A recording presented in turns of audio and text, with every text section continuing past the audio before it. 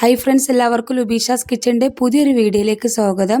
അപ്പോൾ ഇന്ന് ഞാനിവിടെ തയ്യാറാക്കുന്നത് ചക്കക്കുരു വെച്ചിട്ടൊരു അടിപൊളി കറിയാണ്. നല്ല ടേസ്റ്റി ആയിട്ടുള്ള കറിയാണ്. പിന്നെ ചക്കക്കുരുവിന് തൊലി കളഞ്ഞെടുക്കാനുള്ള 2 മെത്തേഡും പറയുന്നുണ്ട്. അപ്പോൾ വീഡിയോ ഫുള്ളായിട്ട് കാണുക. അപ്പോൾ ഞാനിവിടെ ഒരു ഗ്രേറ്റർ എടുത്തിട്ടുണ്ട്.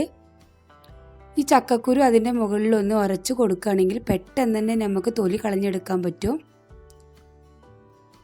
അപ്പോൾ ഇതുപോലെ നമുക്ക് പെട്ടെന്ന് കളഞ്ഞെടുക്കാൻ പറ്റും. അപ്പോൾ ബാക്കിയുള്ളത് നമുക്ക് ഇതുപോലെ ഒന്ന് കളഞ്ഞെടുക്കാം. ഇതാണ് ഒന്നാമത്തെ മെത്തേഡ്. ഇനി രണ്ടാമത്തെ മെത്തേഡ് ഏതാണെന്ന് നോക്കാം.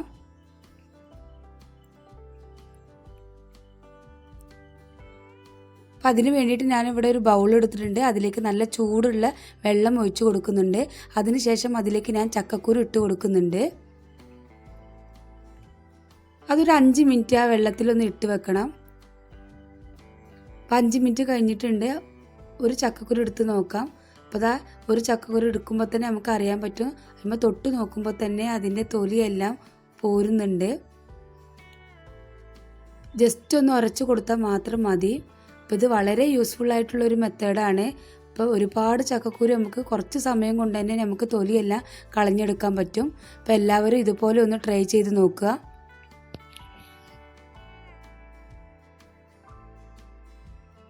നമുക്ക് എല്ലാത്തിൻ്റെയും തൊലി ഇതുപോലെ കളഞ്ഞെടുക്കാം. അപ്പോൾ ഞാനിതാ എല്ലാത്തിൻ്റെ തൊലി കളഞ്ഞ് കട്ട് ചെയ്ത് വെച്ചിട്ടുണ്ട്. എന്നിട്ട് നന്നായിട്ടൊന്ന് വാഷ് ചെയ്തതിന് ശേഷം ഒരു കുക്കറിലേക്ക് ഇട്ട് കൊടുക്കുന്നുണ്ട്.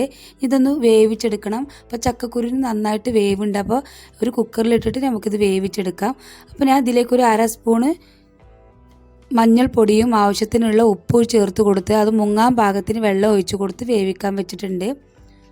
അപ്പോഴേക്കും നമുക്ക് ഇതിനുള്ള മസാല തയ്യാറാക്കി എടുക്കണം. അപ്പോൾ അതിന് വേണ്ടിയിട്ട് ഞാനിവിടെ ഒരു ചട്ടി വെച്ചിട്ടുണ്ട്. ഫ്രൈ പാൻ നന്നായി ചൂടായി വന്നതിന് ശേഷം അതിലേക്ക് ഞാൻ വെളിച്ചെണ്ണയാണ് ചേർത്ത് കൊടുക്കുന്നത്.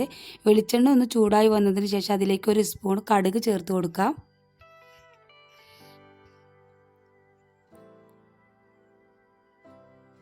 അപ്പോൾ ആ കടുകെല്ലാം പൊട്ടി വന്നിട്ടുണ്ട്.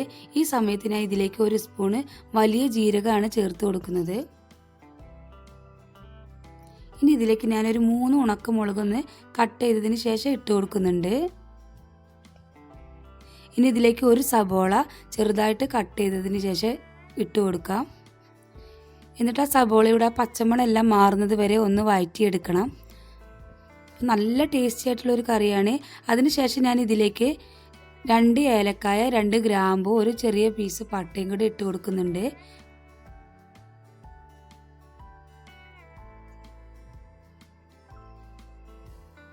ഇനി ഇതിലേക്ക് ഞാൻ ചെറിയ ഉള്ളിയാണ്, അതൊരു 15 പീസ് എടുത്തിട്ടുണ്ട്. അത് ഇതിലേക്ക് ഇട്ട് കൊടുക്കുന്നുണ്ട്.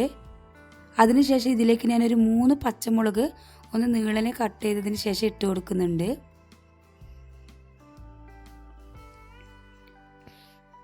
ഇനി ഇതിലേക്ക് ഞാൻ ഒരു 2 കറിവേപ്പില ഇട്ട് കൊടുക്കാം. ഇതെല്ലാം കൂടി ഒന്ന് വഴറ്റിയെടുക്കണം.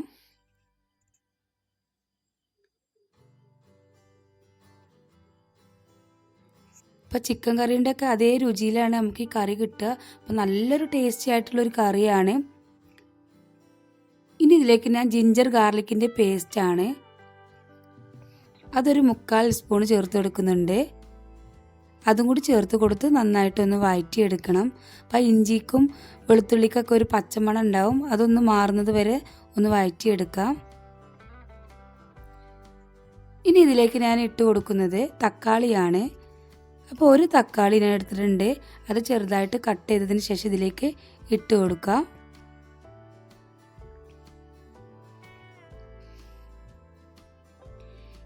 ഇത് പെട്ടെന്ന് തന്നെ വഴറ്റി കിട്ടാൻ വേണ്ടിയിട്ട് ഞാൻ ആവശ്യത്തിനുള്ള ഉപ്പും കൂടെ ചേർത്ത് കൊടുക്കുന്നുണ്ട്.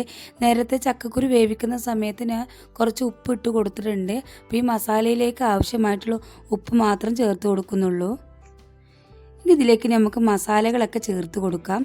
ഈ സമയത്ത് ലോ ഫ്ലെയിമിൽ വെക്കണം. 1/2 സ്പൂണ് മഞ്ഞൾപ്പൊടിയും 1 സ്പൂണ് മുളക് പൊടിയും ചേർത്ത് കൊടുക്കാം. അതിനുശേഷം 1 സ്പൂണ് മല്ലിപ്പൊടി ചേർത്ത് കൊടുക്കാം.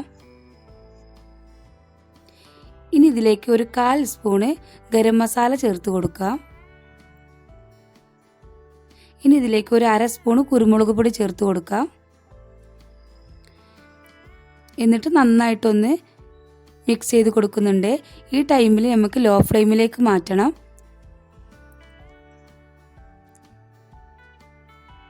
ഞാൻ പൊടികളുടെ എല്ലാ പച്ചമണം മാറുന്നത് വരെ നന്നായിട്ടൊന്ന് വഴറ്റിയെടുക്കുന്നുണ്ട്.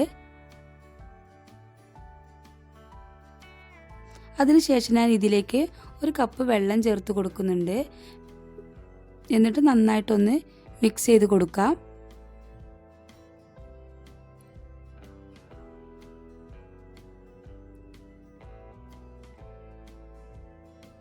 ഇനി ഇത് നമുക്കൊരു 3 മിനിറ്റ് മൂടി വെച്ചിട്ടൊന്ന് കുക്കാക്കി എടുക്കണം. അപ്പോൾ അതാ 3 മിനിറ്റ് എല്ലാം കഴിഞ്ഞിട്ടുണ്ട്.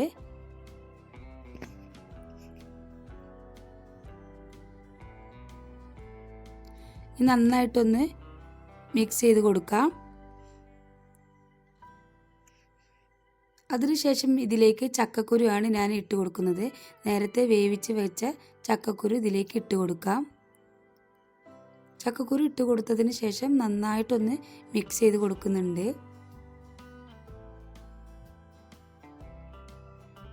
അപ്പോൾ നല്ല തിക്കായിട്ടാണ് ഇരിക്കുന്നത്. ഇനി ഞാൻ ഇതിലേക്ക് ചക്കക്കുരു വേവിച്ചെടുത്ത വെള്ളം കൂടെ ചേർത്ത് കൊടുക്കുന്നുണ്ട്.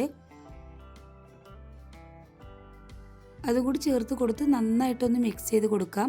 അപ്പോൾ ഈ സമയത്ത് ഉപ്പിൻ്റെ കുറവുണ്ടെങ്കിൽ നോക്കിയിട്ട് ഇട്ട് കൊടുക്കാവുന്നതാണ്. ഇങ്ങനെ ഒരു കറി ഉണ്ടെങ്കിൽ പിന്നെ നമുക്ക് ചോറിൻ്റെ കൂടെ വേറെ ഒന്നും വേണ്ട. നല്ല ടേസ്റ്റി ആയിട്ടുള്ളൊരു കറിയാണ്.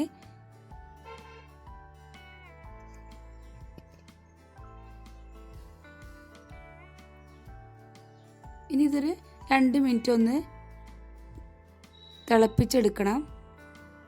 അപ്പോൾ ആ ചക്കക്കുരു വെച്ചിട്ടുള്ള അടിപൊളി കറി ഇവിടെ തയ്യാറായിട്ടുണ്ട്. അപ്പോൾ സിമ്പിളായിട്ട് നമുക്ക് തയ്യാറാക്കി എടുക്കാൻ പറ്റും. ഇപ്പോൾ ചക്കൻ്റെയൊക്കെ സീസണാണ്. അപ്പോൾ എല്ലാവർക്കും ഇപ്പോൾ ചക്കക്കുരൊക്കെ അവൈലബിൾ ആവും. അപ്പോൾ എല്ലാവരും ഒന്ന് ഇതുപോലെ ട്രൈ ചെയ്ത് നോക്കുക. ഈ വീഡിയോ നിങ്ങൾക്ക് ഇഷ്ടപ്പെട്ടെന്ന് വിചാരിക്കുന്നു. ഇഷ്ടപ്പെട്ടിട്ടുണ്ടെങ്കിൽ ലൈക്ക് ചെയ്യുക. ഫാമിലിക്കും ഫ്രണ്ട്സുകൾക്കൊക്കെ ഒന്ന് ഷെയർ ചെയ്ത് കൊടുക്കുക.